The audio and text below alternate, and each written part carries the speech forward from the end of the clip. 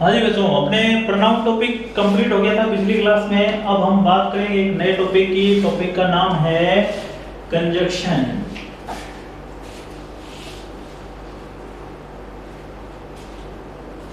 Conjunction जिसको अपने बोलते हैं कनेक्टिव्स, इसको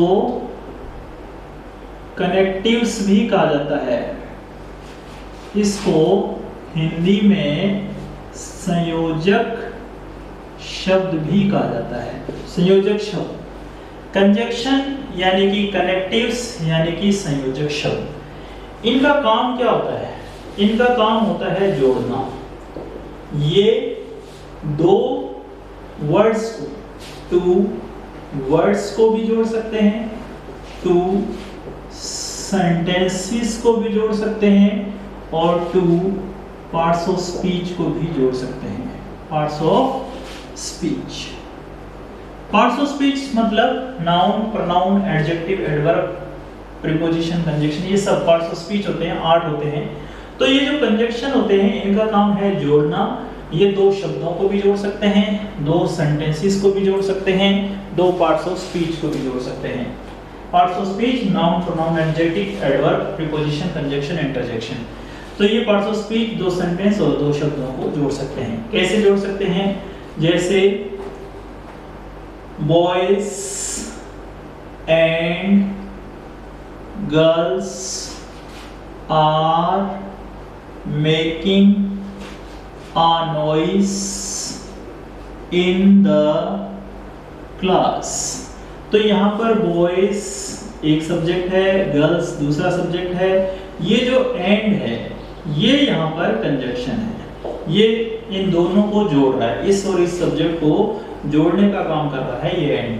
तो boys and girls are making a noise in the class, तो यहाँ पर ये वर्ड जो है ये कंजक्शन है। इसी तरह अपने कहते हैं he is a poor man, he is a poor man but his heart is not poor। तो यहाँ पर हमने जो ये बीच में बट कंजक्शन लगाया है, बट जो वर्ड है ये इन दो सेंटेंसेस को जोड़ रहा है, एक सेंटेंस ये और एक सेंटेंस ये, इन दोनों को जोड़ने का जो ये काम कर रहा है ये यहाँ पर कंजक्शन है। जैसे अगला सेंटेंस देखें, he is weak, he is weak in English, he is weak in English so I will teach him, so I will teach him। तो he is weak in English एक सेंटेंस ये है और I will teach him दूसरा sentence ये है। इन दोनों sentences को जोड़ने का काम जो कर रहा है वो so है। तो so यहाँ पर कंजक्शन है। तो यहाँ पर हमने देखा कि यहाँ एंड, यहाँ बट और यहाँ so, ये कंजक्शन का काम कर रहे हैं, ये जोड़ने का काम करते हैं। तो कंजक्शन या कनेक्टिव्स या जिनको संयोजक शब्द कहा जाता है ये कंजक्शन ही होते हैं, ये इनको अपने कंजक्शन ही कहा जाएगा। आगे अगर अपने बात करें कि ये जो कंजक्शन हैं ये कितने प्रकार के होते हैं, इनका कैसे यूज़ किया जाता है उसको अपने देखते हैं। कंजक्शन या कनेक्टिव्स या संयोजक शब्द कितने होते हैं और क्या यूज़ होता है, किस कंजक्शन का कैसे यूज़ होता है उसको अपने देखते हैं। तो अगर हम कंजक्शन यानी कि कनेक्टिव, कंजक्शंस यानी कि कनेक्टिव्स की बात करें तो ये दो टाइप के होते हैं, दो टाइप के होते हैं। एक तो होते हैं कोऑर्डिनेट, कोऑर्डिनेट या कोऑर्डिनेटिंग, कोऑर्डिनेटिंग कंजक्शन होते हैं एक तो, और एक होते हैं सब ऑर्डिनेटिंग, सब ऑर्डिनेटिंग। कोऑर्डिनेटिंग और सब ऑर्डिनेटिंग दो टाइप के ये कंजक्शन होते हैं। कोऑर्डिनेटिंग कंजक्शन जो होते हैं ये चार टाइप के होते हैं, जिसमें पहले में आते हैं एंड और both and as well well एज और not only but also, not only but also. तो फर्स्ट टाइप जो कोऑर्डिनेट कंजक्शन में है वो ये and, both and, as well as, not only but also. Second type का जो इसमें आता है उसमें है बट, येट, स्टिल और हाउएवर।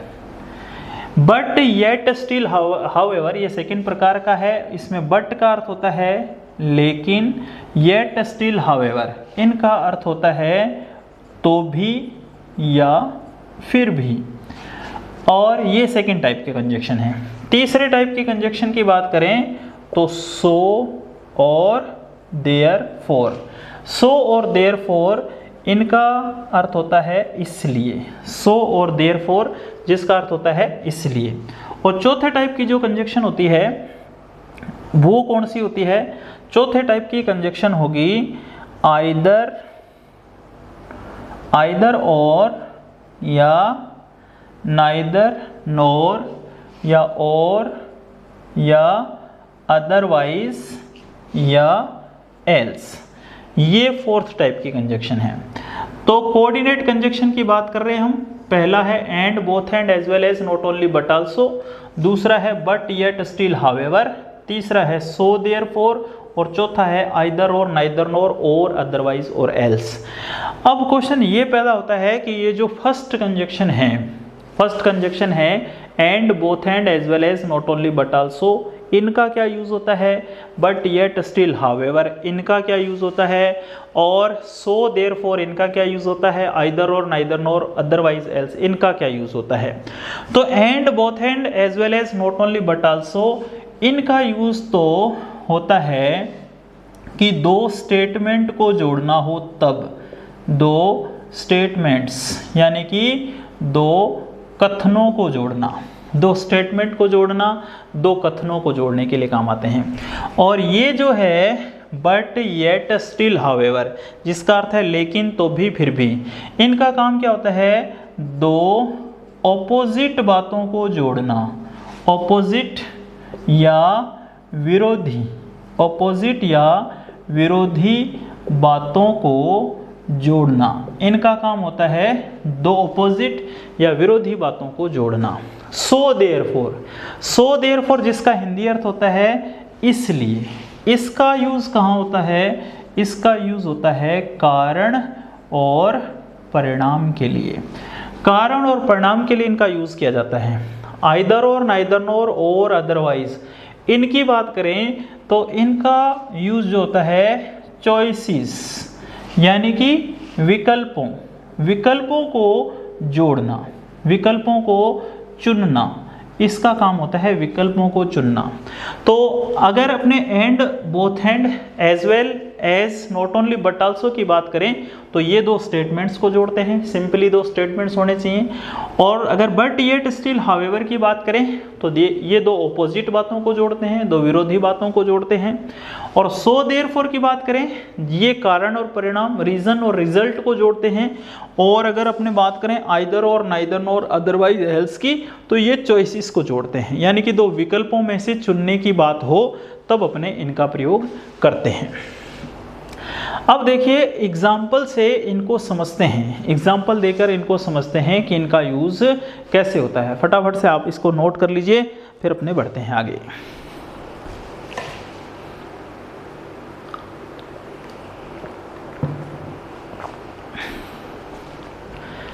हम यहाँ पर सब ऑर्डिनेट कंजक्शन की बात नहीं कर रहे, अभी अपने सिर्फ कोऑर्डिनेट कंजक्शन की बात कर रहे हैं। तो कोऑर्डिनेट कंजक्शन ये जो चार टाइप की हमने समझी हैं इनको अपने एग्जाम्पल से समझने की कोशिश करते हैं।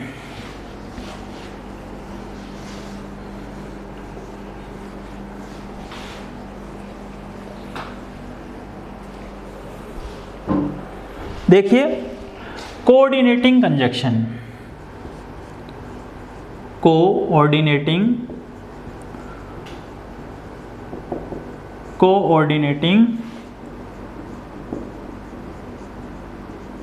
कंजक्शंस।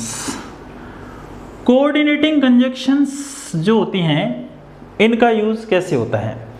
इसमें सबसे पहली कंजक्शन की बात करते हैं अपने, सबसे पहली and, both and as well as or not only but also। इन चार कंजक्शन की पहले बात कर लेते हैं कि इनका यूज सेंटेंस में कैसे होता है। इन चार कंजक्शन का जैसे अपने यहाँ पर पहले बात कर चुके हैं कि इनका काम होता है दो स्टेटमेंट्स को जोड़ना, स्टेटमेंट्स को जोड़ना। इनका काम है स्टेटमेंट्स को जोड़ना। जैसे अपने ऐसे बोल दिया कि Ram and Shyam are good boys. तो Ram and Shyam are good boys, यहाँ पर हमने एंड का प्रयोग किया है। अगर इसके बैकग्राउंड में जाएं तो कौन से दो सेंटेंस हैं? एक सेंटेंस ये था Ram is a good boy, दूसरा था Shyam is a good boy. Ram is a good boy और दूसरा सेंटेंस है Shyam is a good boy. दोनों सेंटेंसेस दो स्टेटमेंट हैं। इन स्टेटमेंट को जोड़ा हमने किससे? एंड से। इन दोनों सेंटेंसेस को मिलाकर हम ऐसे लिख सकते हैं Ram and Shyam are good boys.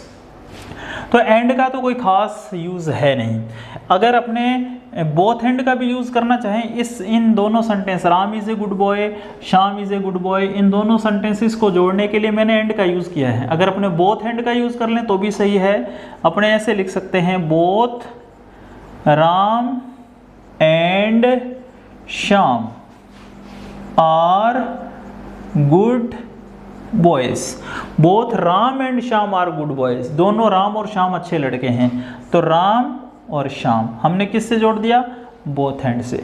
अगर अपने एज वेल एज से भी जोड़ दें तो भी सेंटेंस सही हो जाएगा। जैसे Ram as well as Shyam is a good boy. अब मान लो ऐसा कोई सेंटेंस है जहां पर एज वेल एज का यूज हुआ है तो वहां पर एक गलती होने की संभावना रहती है। अगर वो गलती हम देखें तो वो गलती क्या हो सकती है? जैसे राम एक सब्जेक्ट है, श्याम दूसरा सब्जेक्ट है, दोनों सब्जेक्ट आपस में जुड़े हुए हैं एज वेल एज से। अब जब दो सब्जेक्ट आपस में एज वेल एज से जुड़े होते हैं तो ये जो वर्ब होती है ये फर्स्ट सब्जेक्ट के अकॉर्डिंग होती है। तो फर्स्ट सब्जेक्ट कौन है? राम। राम तो सिंगुलर है तो ये वर्ब सिंगुलर आनी चाहिए। तो एज वेल एज का यूज करते समय आपको एक बात का ध्यान रखना पड़ेगा कि जब एज वेल एज से दो सब्जेक्ट जुड़ते हैं तो वर्ब का यूज फर्स्ट सब्जेक्ट के अकॉर्डिंग होता है। जैसे एक और एग्जांपल देख लेते हैं इसका। जैसे अपने लिखा कि teachers as well as principal, teachers as well as principal is going to historical tour और nowhere। ये इसका A पार्ट है, ये इसका B पार्ट है, ये इसका C और ये इसका D। Teachers as well as principal is going to historical tour. तो यहाँ पर टीचर्स एक सब्जेक्ट है और प्रिंसिपल दूसरा सब्जेक्ट है। टीचर्स प्लूरल है और प्रिंसिपल सिंगुलर है। अब जब दो सब्जेक्ट आपस में एज वेल एज से जुड़े होते हैं तो वर्ब फर्स्ट सब्जेक्ट के अकॉर्डिंग होती है। तो टीचर्स प्लूरल है, यहाँ पर ये वर्ब प्लूरल होनी चाहिए। तो यहाँ पर ऐसे होगा teachers as well as principal are going to historical tour. तो जब दो सब्जेक्ट आपस में एज वेल एज से जुड़े हों तो अपने सब्जेक्ट जो वर्ब जो है फर्स्ट सब्जेक्ट के अकॉर्डिंग आती है। तो यहाँ पर हमने and, both and, as well as का यूज पढ़ लिया। अब हमारे पास बचता है not only but also. Not only but also जो है वो मोस्ट इंपॉर्टेंट होता है। इससे बहुत सारे क्वेश्चन पूछे जाते हैं। नॉट ओनली को समझना बेहद ज़रूरी है और बहुत ही आसान तरीके से हम नॉट ओनली बट आल्सो को समझेंगे। फटाफट से इसको देख लीजिए, फिर बात करते हैं नॉट ओनली बट आल्सो की।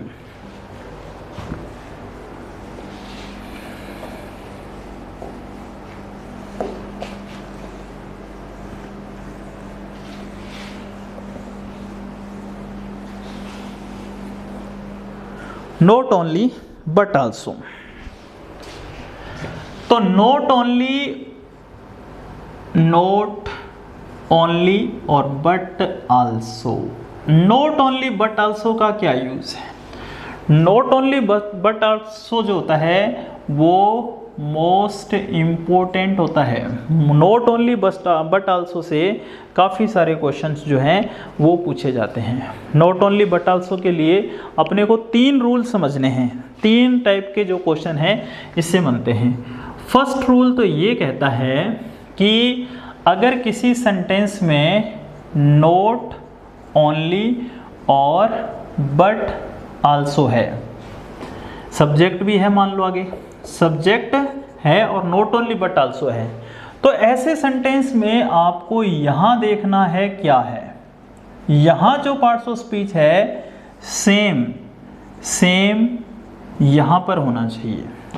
मान लो कि यहां पर कोई प्रीपोजिशन है तो यहां पर भी प्रीपोजिशन होना चाहिए। यहां पर अगर वर्ब है तो यहां पर भी वर्ब होनी चाहिए। यानी कि फर्स्ट रूल हमारा ये कहता है कि जो parts of speech but also के बाद होगा वही नॉट ओनली के बाद होना चाहिए। जो चीज़ यहाँ पर होगी वही नॉट ओनली के बाद होनी चाहिए। अगर ऐसा नहीं होगा तो सेंटेंस गलत हो जाएगा। जैसे एग्जाम्पल से समझते हैं अपने कि she has not only a pen but also has a book और no error. She has not only a pen but also has a book. अब ये इसका ए पार्ट है, ये इसका बी पार्ट है, ये इसका सी और ये इसका D. She has not only a pen but also has a book. तो हमने देखा यहाँ बट आल्सो है, बट आल्सो के बाद क्या है? हैज़ तो एक वर्ब है। तो अपने नॉट ओनली बट आल्सो वाला सेंटेंस जिसमें सबसे पहले सब्जेक्ट भी हो, नॉट ओनली बट आल्सो वाले सेंटेंस में एरर फाइंड आउट करने के लिए अपने बट आल्सो को बेस बनाते हैं, बट आल्सो को आधार बनाते हैं। ये देखते हैं कि बट आल्सो के बाद क्या है। जो चीज़ बट आल्सो के बाद है वही नॉट ओनली के बाद होनी चाहिए। पहले नॉट ओनली को नहीं देखेंगे, पहले बट आल्सो को देखेंगे। तो हमने यहाँ देखा बट आल्सो के बाद तो हैज़ है जो कि एक वर्ब है, तो ये नॉट ओनली के बाद भी वर्ब होनी चाहिए थी, लेकिन यहाँ पर तो ए है आर्टिकल, यहाँ पर ए आर्टिकल है और यहाँ पर हैज़ वर्ब है, तो ये सही नहीं हुआ। बट आल्सो हमेशा सही होता है, नॉट ओनली की तरफ गड़बड़ होती है।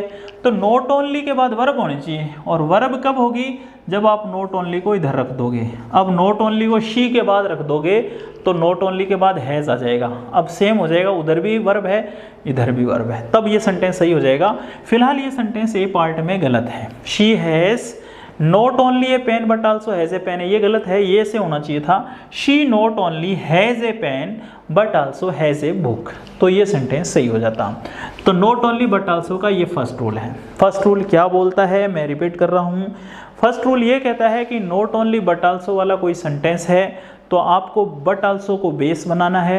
ये देखना है कि बट आल्सो के बाद क्या है, जो बट आल्सो के बाद है वही नॉट ओनली के बाद होना चाहिए। अगर ऐसा होगा तो सेंटेंस सही है, अन्यथा गलत है। गलती हमेशा या एरर हमेशा नॉट ओनली की तरफ होगी।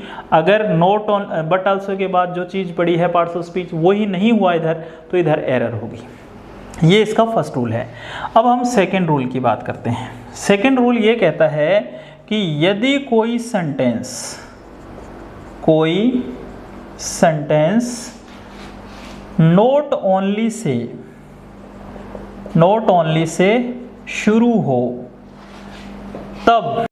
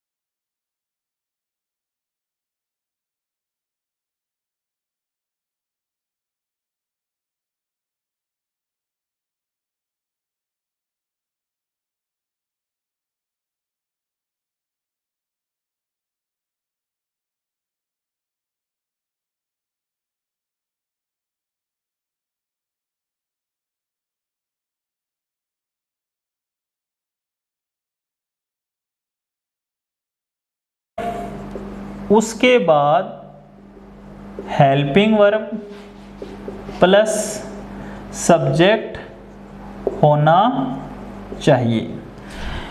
ये दूसरा रूल है। ये रूल कुछ और कह रहा है। ये रूल कहता है कि यदि कोई सेंटेंस नॉट ओनली से शुरू होता है तो उसके बाद हेल्पिंग वर्ब फिर सब्जेक्ट होना चाहिए। अगर ऐसा नहीं हुआ तो सेंटेंस गलत होगा। यहाँ तो पहले सब्जेक्ट आ रहा था ना नॉट ओनली से पहले, लेकिन मैं जिस रूल की बात कर रहा हूँ वहाँ पर नॉट ओनली से शुरू होगा सेंटेंस, सब्जेक्ट नहीं होगा उसके आगे, नॉट ओनली से सेंटेंस शुरू होगा और नॉट ओनली के बाद हेल्पिंग वर्ब हो फिर सब्जेक्ट हो। अगर ये तीन बातें सही हैं तो पूरा सेंटेंस सही है।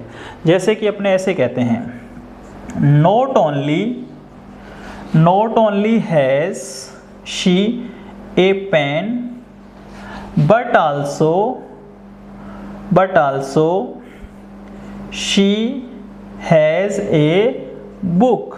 ये सेंटेंस है। Not only has she a pen but also she has a book.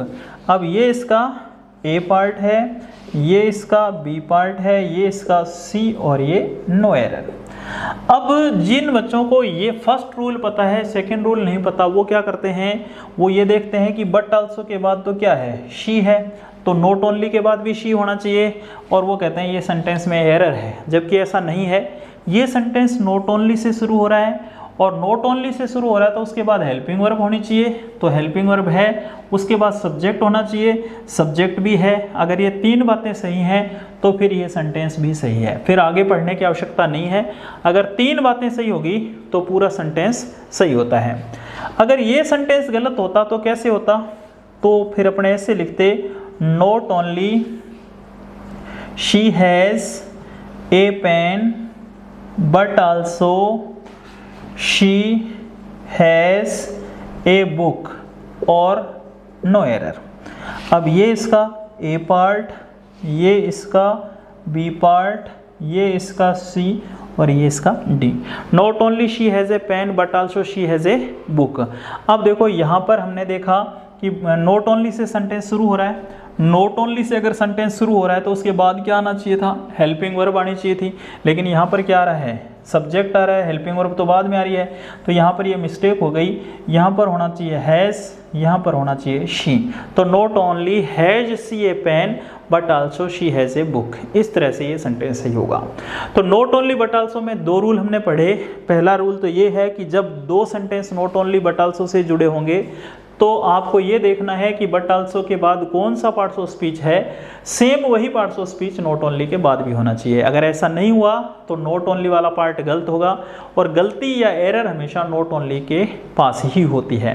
दूसरा रूल ये कहता है कि यदि यदि कोई सेंटेंस नॉट ओनली से शुरू हो रहा है तो फिर उसके बाद हेल्पिंग वर्ब, फिर उसके बाद सब्जेक्ट हो। अगर ये तीन चीज़ें सही हैं तो पूरा सेंटेंस सही माना जाता है। ऐसे सेंटेंस में नो एरर होती है।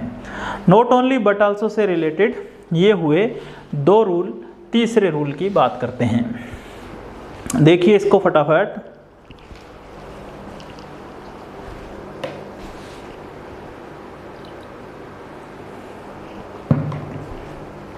रूल नंबर 3 इसका,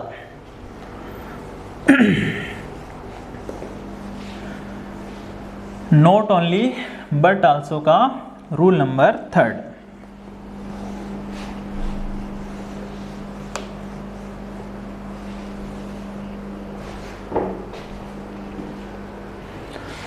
रूल नंबर 3 ये कहता है इसका कि जब दो सेंटेंसेस आपस में नॉट ओनली बट आल्सो से जुड़े हों, जब दो सेंटेंसेस आपस में नॉट ओनली बट आल्सो से जुड़े हों तब वर्ब का यूज पास वाले सब्जेक्ट के अकॉर्डिंग होना चाहिए, पास वाले सब्जेक्ट के अकॉर्डिंग।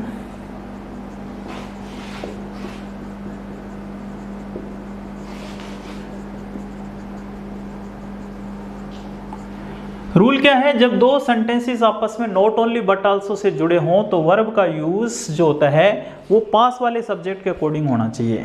पास का मतलब जो वर्ब के पास में हो। जैसे क्वेश्चन है, not only John but also his friends is making a noise in the class,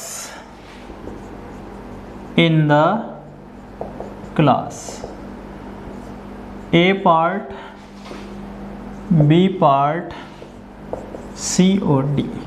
Not only John but also his friends is making a noise in the class। तो यहाँ पर हमने देखा है कि नॉट ओनली है और बट आल्सो है, और दो सब्जेक्ट हैं, एक तो है जॉन और एक है हिज फ्रेंड्स, और ये वर्ब है यहाँ पर। तो वर्ब के ज़्यादा नज़दीक कौन है, जॉन या फ्रेंड्स? तो हम देखते हैं कि फ्रेंड्स ज़्यादा इसके नज़दीक है, और फ्रेंड्स जो है ये प्लूरल है।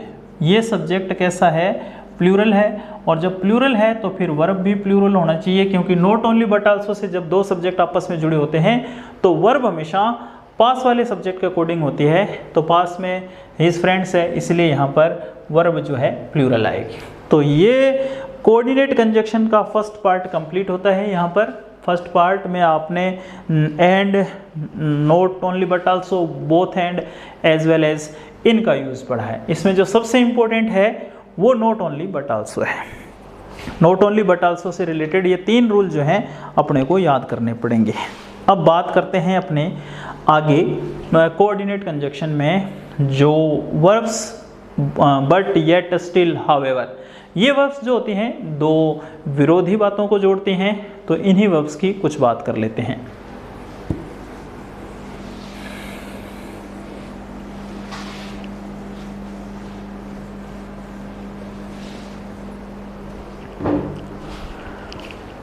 बात करते हैं सेकेंड टाइप की वर्ब कोऑर्डिनेट कंजक्शन में।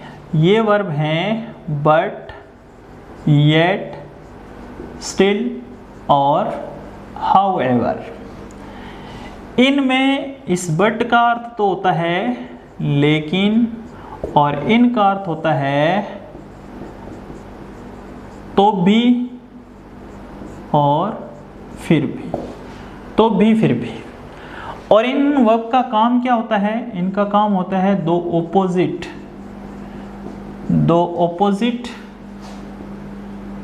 बातों को जोड़ना। दो ओपोजिट बातों को जोड़ना इनका काम होता है बट येट स्टिल हाउएवर का।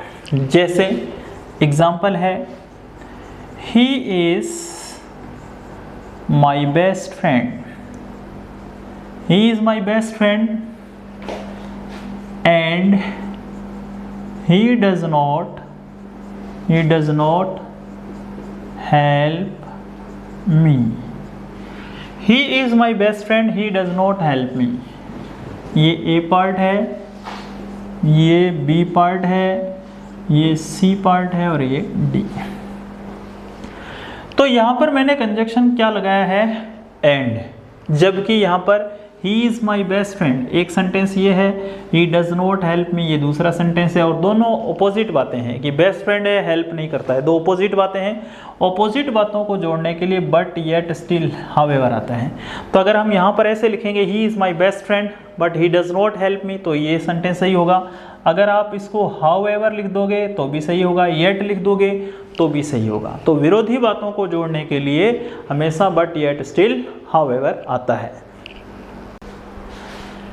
ये इतनी बात समझ में आ गई, he is my best friend, he does not help me, क्योंकि यहाँ पर तो अपोजिट बातें थी। ये एक सेंटेंस बेस्ट फ्रेंड है और हेल्प नहीं करता, दो अपोजिट बातें होगी, और अपोजिट बातों को जोड़ने के लिए बट येट स्टिल हाउएवर आता है।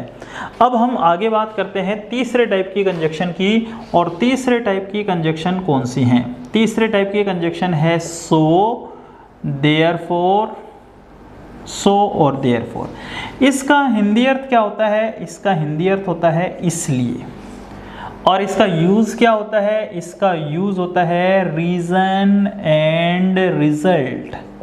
रीज़न एंड रिजल्ट को बताना इसका काम होता है, यानी कि किसी सेंटेंस में कारण और परिणाम, कारण और परिणाम को बताने के लिए, रीज़न और रिजल्ट को बताने के लिए सेंटेंस में सो देयरफॉर का यूज़ होता है। तो आइए इसको अपने एक एग्जाम्पल के माध्यम से समझते हैं कि जैसे अपने कहते हैं he was late, he was late, वो देरी से था, but teacher scolded him, teacher scolded him. तो ये इसका ए पार्ट है, ये इसका बी पार्ट है, ये इसका सी और ये इसका डी। ही वॉज लेट, वो देरी से था, he was late but teacher scolded him. तो देरी से था ये तो रीज़न था, ये तो कारण था, और टीचर स्कॉल्डेड हिम ये परिणाम था। इसलिए इस सेंटेंस में यहाँ पर हम क्या लिखेंगे, सो लिखेंगे, बट नहीं लिखेंगे। बट तो किसके लिए होता है, अपोजिट बातें के लिए, यहाँ अपोजिट बातें नहीं हैं, इसलिए यहाँ पर हम लिखेंगे he was late so teacher scolded him. अगर आप इसकी जगह देयरफॉर भी लिखते हो, देयरफॉर, तो भी सेंटेंस सही है। जैसे कि मैं ऐसे लिखता हूँ he is week in English, he is week in English so I teach him. वो अंग्रेजी में कमज़ोर है इसलिए मैं उसे पढ़ाता हूँ। तो यहाँ पर अंग्रेजी में वीक है, ये रीज़न है, ये मैं उसको पढ़ाता हूँ, ये जो है रिज़ल्ट है। इसलिए इस सेंटेंस में सो का यूज़ होना चाहिए और सो का यूज़ हो रहा है, इसलिए ये सेंटेंस सही है। तो यहाँ पर सो देयरफॉर का यूज़ किया जाएगा। तो कोऑर्डिनेट कंजक्शन में हमने पढ़ लिया and, both and, not only but also, as well as का यूज़। हमने दूसरे टाइप की कंजक्शन भी पढ़ ली, बट, येट, स्टिल, हाउएवर, और हमने ये सो देयरफॉर का यूज़ भी पढ़ लिया। अब हम आगे बात करेंगे चौथे टाइप की, फोर्थ टाइप की, जो है आइदर और, नाइदर नोर और otherwise else. Fourth type coordinate conjunction के अंदर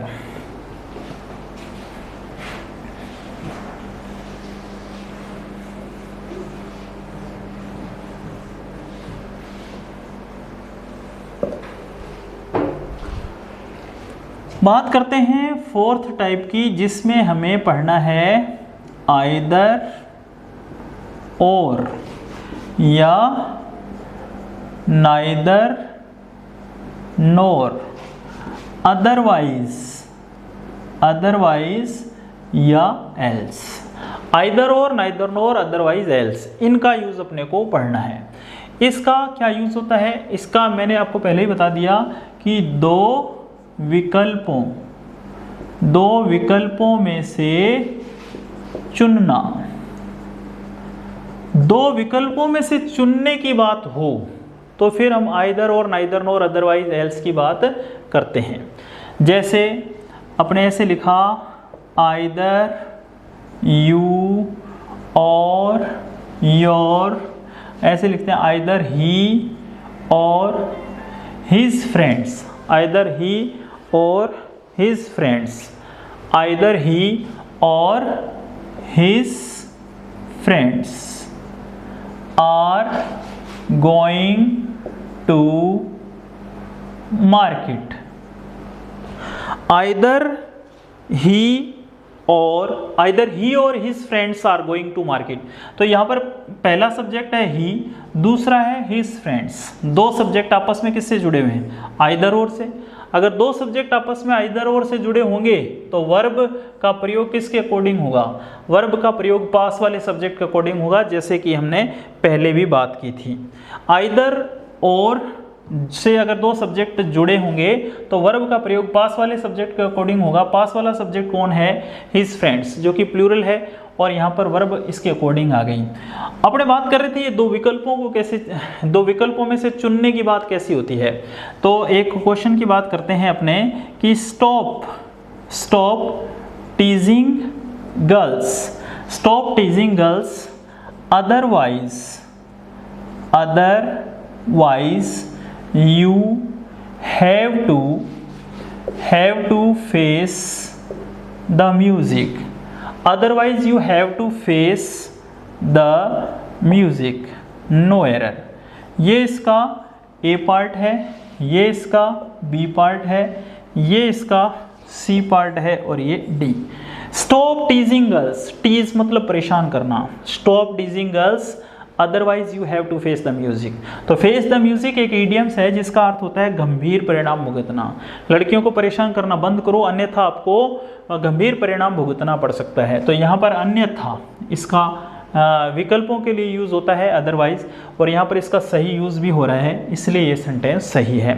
तो हमने पढ़ लिया कोऑर्डिनेट कंजक्शन को कंप्लीट। हमारे कोऑर्डिनेट कंजक्शन कंप्लीट होते हैं, यहाँ पर कोऑर्डिनेटिंग कंजक्शन कंप्लीट है। मैं फिर रिपीट कर देता हूँ कि कोऑर्डिनेटिंग कंजक्शन में हमने क्या क्या पढ़ा। हमने जो है फर्स्ट में कोऑर्डिनेटिंग कंजक्शन में and, both and, not only but also, as well as को पढ़ा। फिर हमने पढ़ा बट येट स्टिल हाउएवर, जो कि दो विकल्पों को जोड़ते हैं। जो हमने फर्स्ट पढ़ा and, both and, not only but also, as well as, ये दो स्टेटमेंट को जोड़ते हैं। और जो हमने पढ़ा तीसरा सो और देयरफॉर, जो कि कारण परिणाम को जोड़ते हैं। और लास्ट में हमने पढ़ा यहाँ पर आइदर और, नाइदर नोर और अदरवाइज एल्स, ये दो विकल्पों को जोड़ते हैं। तो उम्मीद है आपको ये कोऑर्डिनेटिंग कंजक्शन समझ में आ गई होगी। अब नेक्स्ट क्लास में हम बात करेंगे, नेक्स्ट वीडियो में, नेक्स्ट क्लास में, कि सबऑर्डिनेटिंग कंजक्शंस क्या होते हैं और कैसे इनका यूज़ होता है।